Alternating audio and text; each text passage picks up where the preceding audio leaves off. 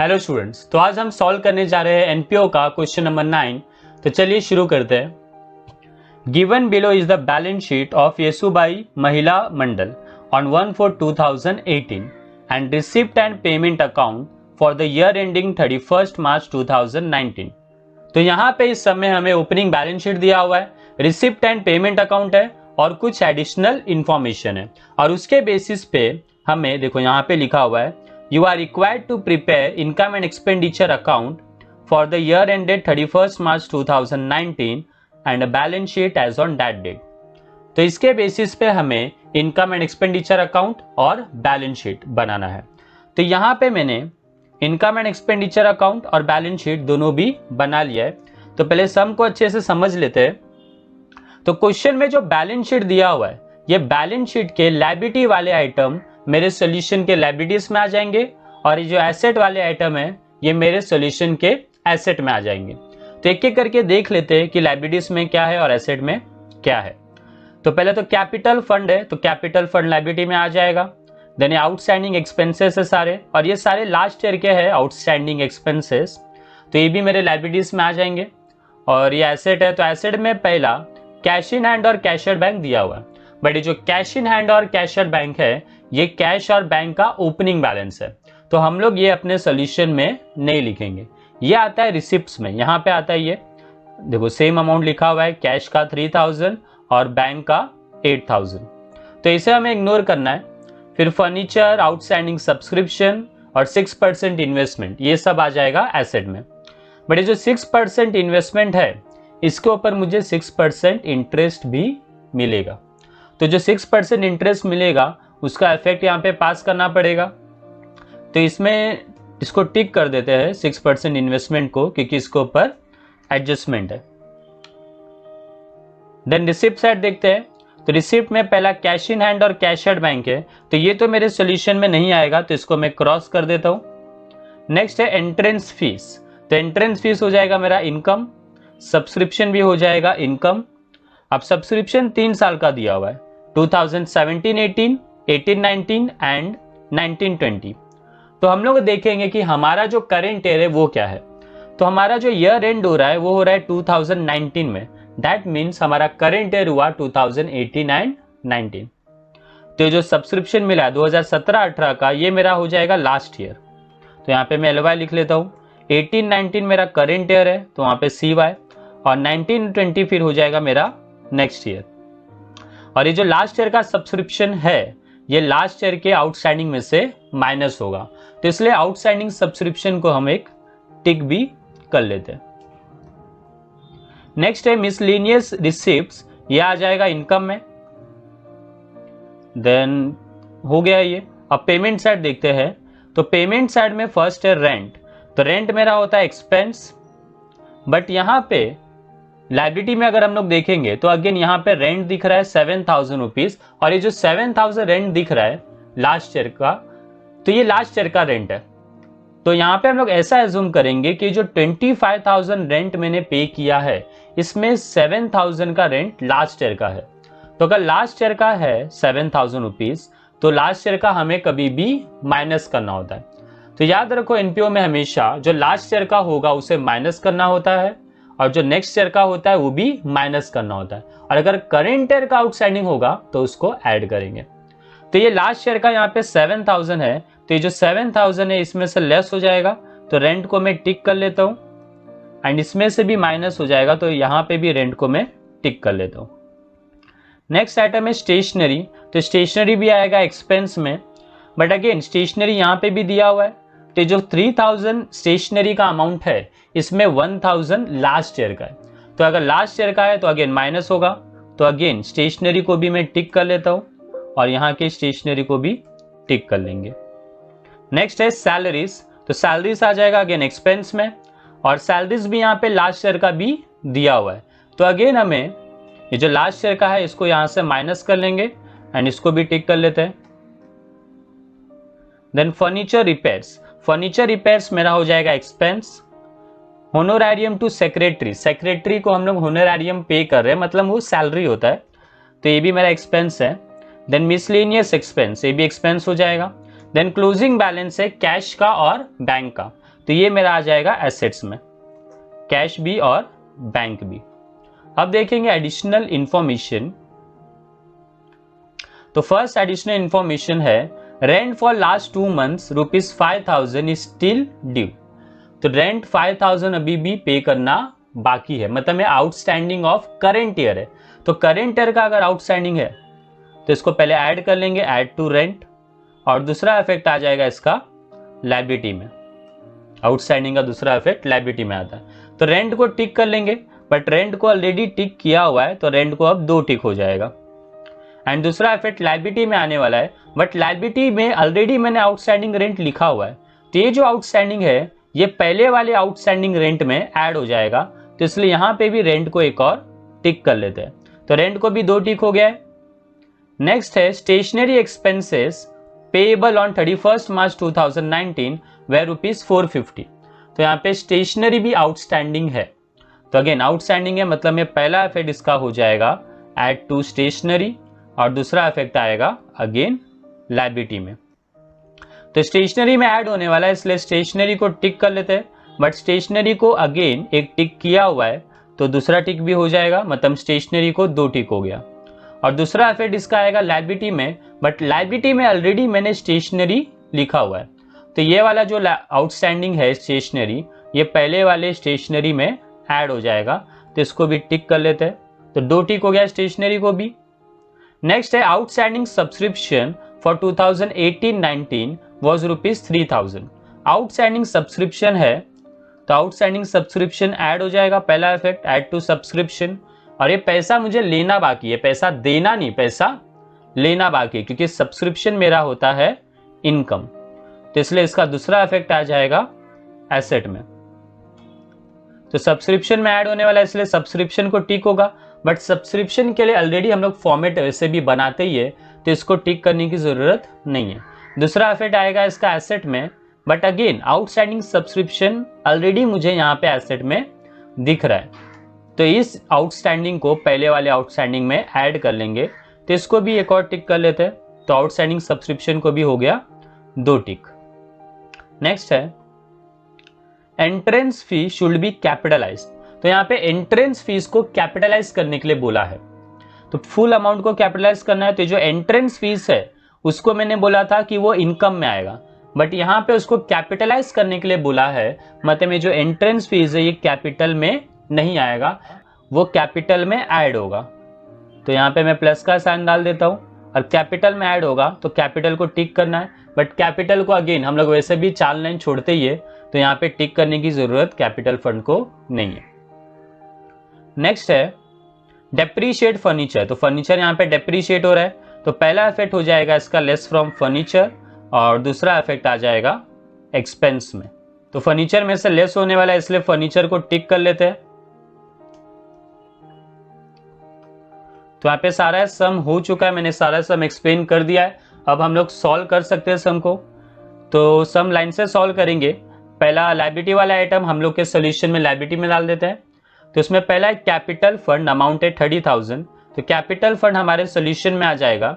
Already मैंने यहाँ पे कैपिटल फंड लिखा हुआ है, तो बस इसका मुझे अमाउंट लिख लेना है 30,000, एंड इसके लिए 4 लाइन मैंने ऑलरेडी छोड़ दिया है।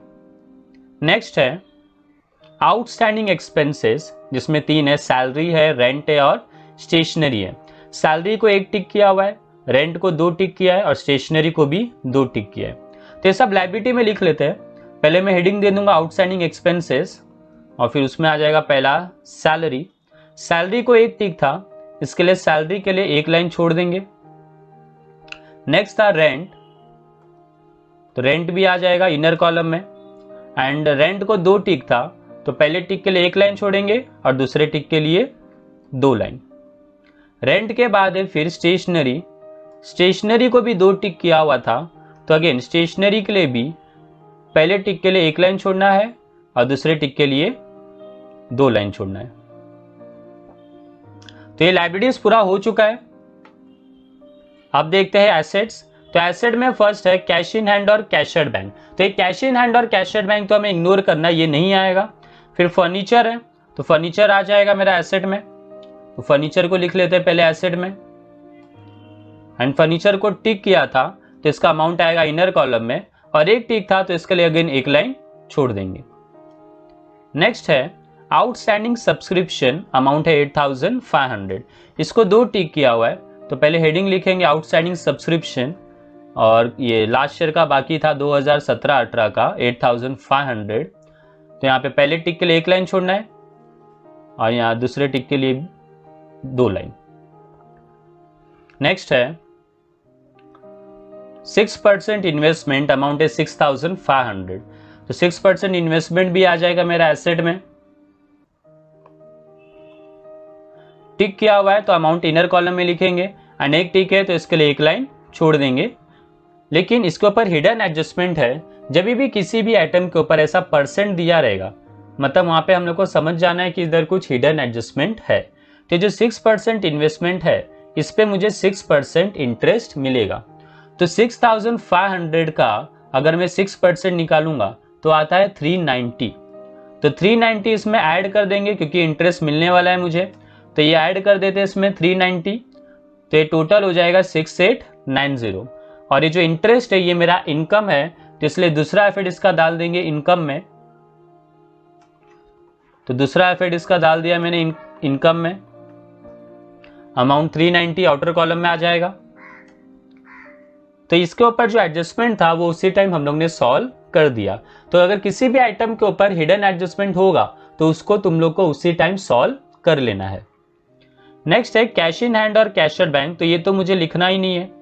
नेक्स्ट है फिर entrance fees, entrance fees capital में ऐड होने वाला है क्योंकि यहाँ पे मुझे बोला था कि एंट्रेंस फीस को कैपिटलाइज करना है, तो अगर किसी भी चीज को कैपिटलाइज करने बोला होगा मतलब वो कैपिटल में ऐड हो जाएगा।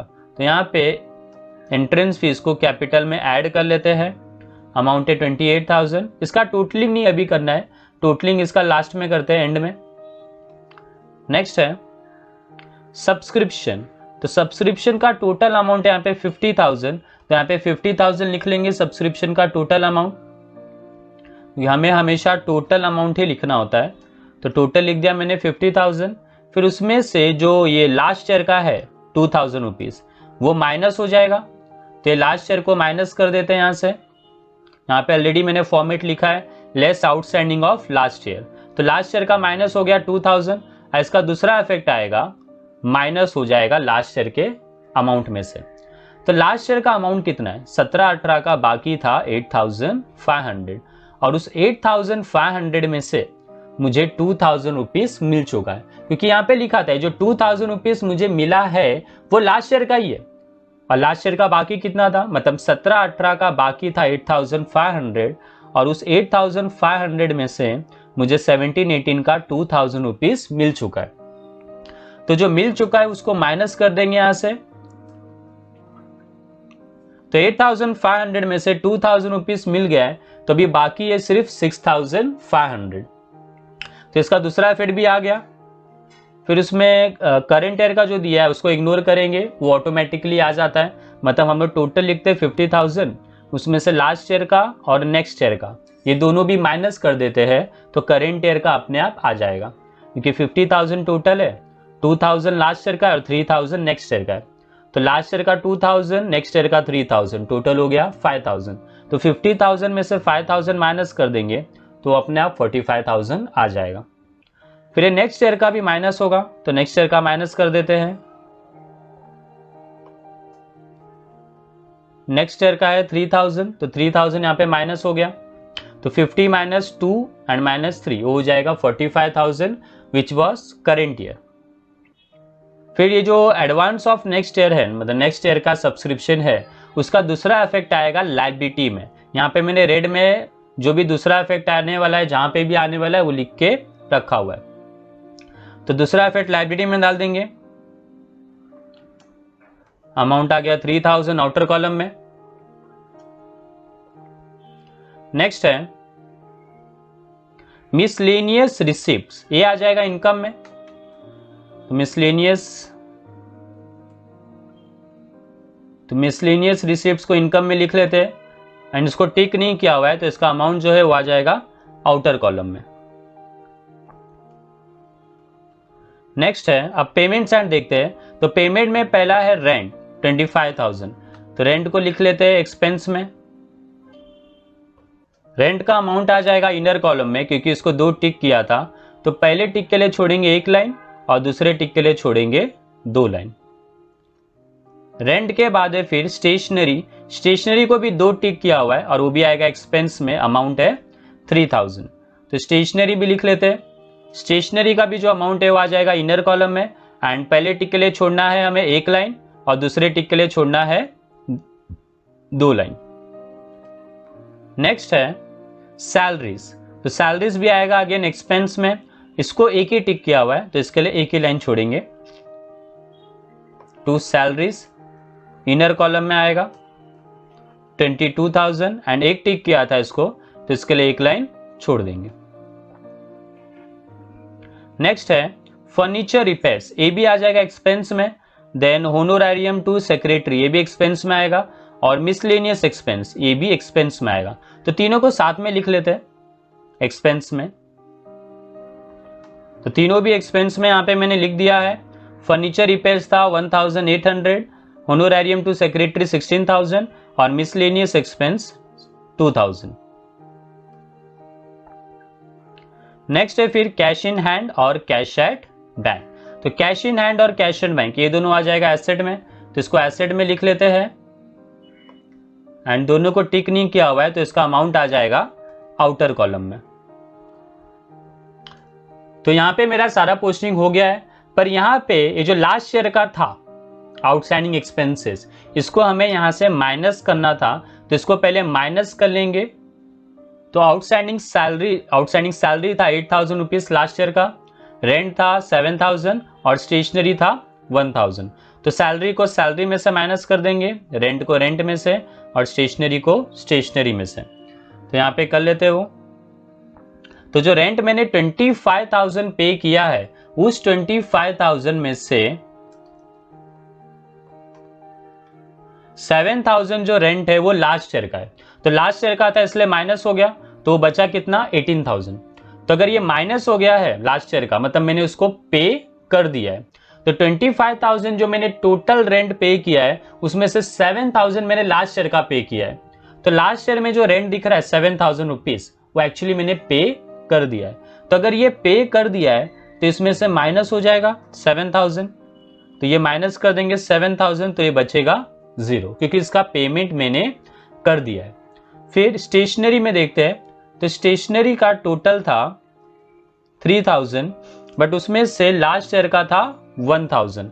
तो जो लास्ट ईयर था 1,000 वो मैंने माइनस कर दिया, तो ये बचा 2,000।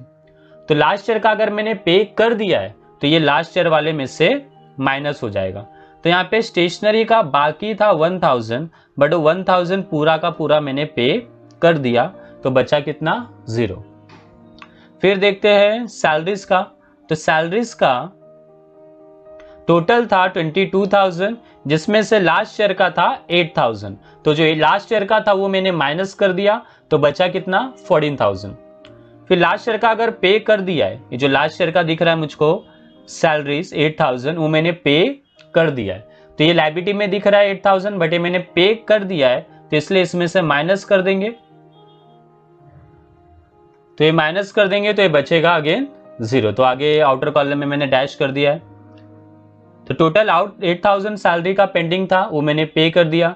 रेंट का 7,000 पे करना था, वो भी मैंने करंट ईयर में पे कर दिया है, और स्टेशनरी का 1,000 था, वो भी मैंने पे कर दिया है। तो इसके लिए सारे आइटम 0 हो गए। फिर आगे देखते हैं। तो यहां पे अब मेरा पूरा पोस्टिंग हो चुका है। अब हम लोग देखेंगे एडिशनल इंफॉर्मेशन। तो पहला इंफॉर्मेशन है उसमें, rent for last 2 months ₹5,000 is still due. तो ये आउटस्टैंडिंग रेंट है, तो पहला इफेक्ट हो जाएगा इसका ऐड टू रेंट, और दूसरा इफेक्ट आएगा लायबिलिटी में। तो रेंट में ऐड कर लेते हैं पहला, क्योंकि ये करंट ईयर का आउटस्टैंडिंग है। तो ये ऐड हो गया 5,000, तो ये हो जाएगा 18 + 5 = 23,000।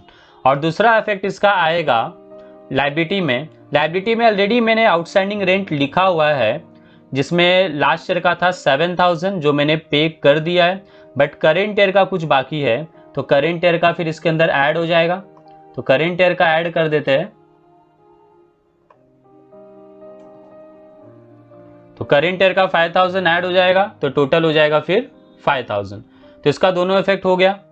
नेक्स्ट है स्टेशनरी एक्सपेंसेस पेएबल। तो यहाँ पे आउटस्टैंडिंग स्टेशनरी है, तो आउटस्टैंडिंग स्टेशनरी पहला इफेक्ट होगा ऐड टू स्टेशनरी और दूसरा लायबिलिटी में। तो पहले स्टेशनरी में ऐड कर लेते हैं क्योंकि करेंट ईयर का है वो, तो करेंट ईयर का ऐड हो जाएगा स्टेशनरी में। करेंट ईयर का है 450 तो टोटल हो गया है 2450। फिर दूसरा इफेक्ट आएगा आउटस्टैंडिंग का लायबिलिटी में, बट लायबिलिटी में ऑलरेडी मैंने स्टेशनरी फिर से लिखा हुआ है तो इसमें इसको ऐड कर लेंगे, तो ये ऐड हो जाएगा 450, तो ये टोटल हो जाएगा अगेन 450।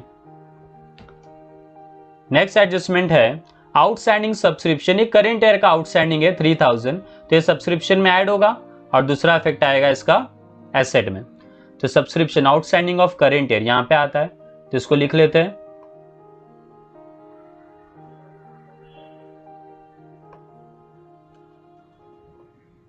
तो यहाँ पे आउटस्टैंडिंग ऑफ करेंट ईयर लिख लूंगा मैं, तो टोटल अमाउंट हो जाएगा 48,000। 50 minus 2 is 48, 48 plus 3 is 51 and 51 minus 3 is 48,000।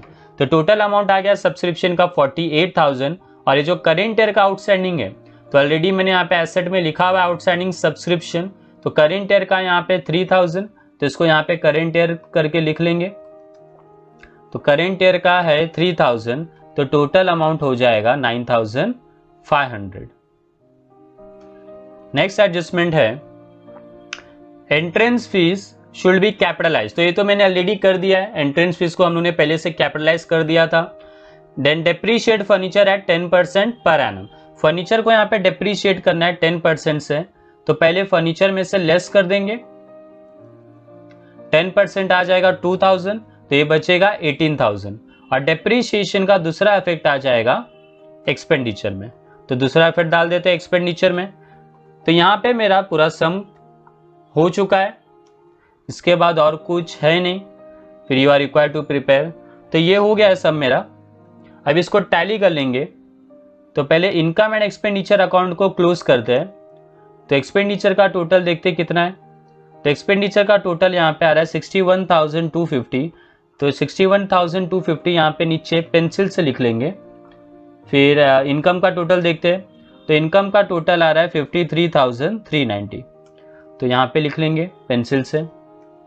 फिर देखेंगे दोनों में से बड़ा अमाउंट कौन सा है, तो यहाँ पे बड़ा अमाउंट जो रहेगा, तो बड़ा अमाउंट यहाँ पे 61,250, तो जो बड़ा अमाउंट रहेगा उसको हम लोग दोनों साइड लिख लेंगे 61,250।